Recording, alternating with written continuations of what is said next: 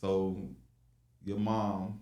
So where did she go at? Where did she move off to? She moved to Hinesville. She moved into town. Yeah, she moved into town, and I would just have occasional visits, Yeah, on the weekends here and there. yeah. What was she like? What was your relationship like with her? We were good. We was good.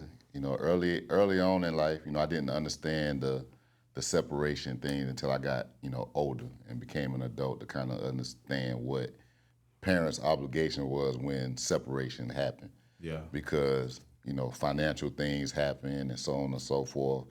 One parent is obligated to do one, then the next, then the custody parent and stuff like that. Because I would ask my mom for stuff, and it was kind of like, well, get it from your dad, or yeah. She I ain't got it right now, or so on and so forth. I'm looking like, why the other siblings getting, they getting, yeah, why I can't get? But it didn't never, it ain't registered when you 11, 12, 13 years old, trying yeah, to figure out, why I can't get. I'm the only one ain't getting it. I'm the oldest. I'm the first child. But that picture, it got brighter. Time came, early in my rap career. I made songs about her, because it was what I was feeling. And all my music always had content about what I was dealing with. And I ain't talked to my mom for a couple years at one point. But then things started coming in. Some of my friends' moms started passing away. And then inside it was like, dang, one day I might not have my mom. yeah, So that's when I started trying to rebuild that relationship, getting back close with her. And, now with her being all I got, I check on her all the time, call her all the time. You know what I'm saying? Like, that's my heart. yeah. Man, I had a good conversation. I think me and my brother, we probably talked about 3, 4 hours. Yeah. And I was watching. I can't remember what I was watching, but it was telling me that we a little too hard on our parents because they come up in different times with different struggles, and we think we know everything, but we don't because we kids. And then you grow up and you realize that they made certain moves based off of how they was financially Right. and how they was raised. Exactly. So they make certain moves. So we a little too hard on them. We ain't willing to give them a chance. We just doing things based off our own understanding versus just understanding that they just human just like us. Exactly. So Just like, you know, we ain't never understood what it meant when your parents asked you something. They like, I already know the they answer. know the answer. I done did that before. Yeah. And here I am telling my kids, Mm-hmm. I already know what you did.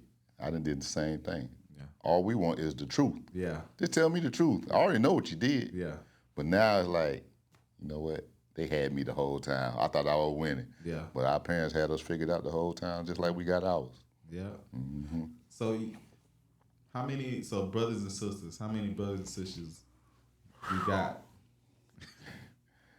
Man, listen, I, I think it's like 9 of us. Yeah. You think I think it's like 9 of us. nine and With a my possible? dad, man, I was getting new brothers and sisters popping up out the trenches every other year or so. But I think it's 9 of us. I'm the middle child. Um, my oldest brother was my dad's first child. He died when I was young. He died in 1991. I got his name tattooed right here on my arm. Uh, Family violence. Him and his sister got into an argument. She pulled out a knife, trying to scare him, but stuck him in a major artery in his leg and caused him to bleed to death.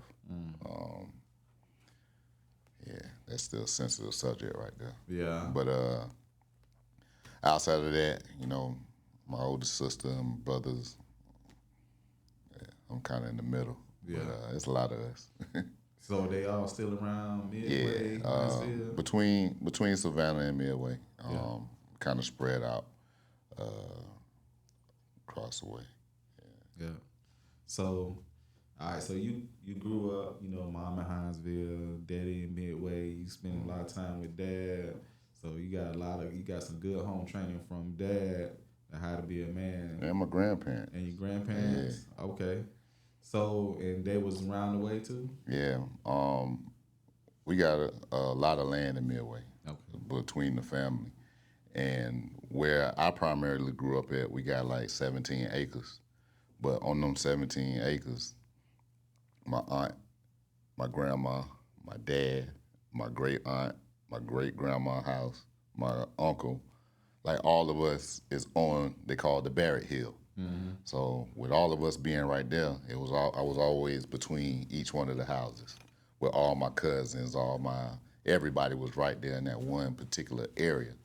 But that's where I got a lot, being with my grandparents. He had field, we was out there planting seeds for watermelon and corn and had the hogs in the hog pen and just getting all of that work ethic as a kid, to go out there and wake up early in the morning to go take the slop to the hogs or give the corn to the chicken. And it was always that getting up in the morning, getting that grind. Like, I grew up a worker. Yeah. So that's why I like working now. It's like, I've been working hard all my life. That's an introduction to work right there. Yeah, real work. I know all about that. With the kids these days, they don't get an introduction. Their introduction to work is McDonald's or something like that, if anything. Right.